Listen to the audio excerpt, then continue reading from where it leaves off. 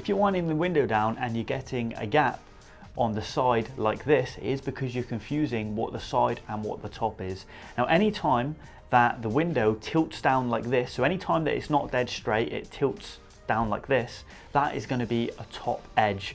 So here, this is the side and this is the top edge. So what we need to do is we need to treat it as a top edge. So we're going to cut the sides and the bottom as normal, and then when we wind the window down, and then we're going to deal with this as a top edge separately. This way here you won't have that gap. So very important, and it is very easy to tell once you just look at the window, because again, if you think of the physics, if the window is tilting down like this, there's no way that it can't be revealed when the window comes down. Now, if you don't feel confident in telling, what you can do is just quickly wind the window up and down before you make the cut. And this way there, you can know for sure if it's going to be a top edge or if it's going to be a side edge.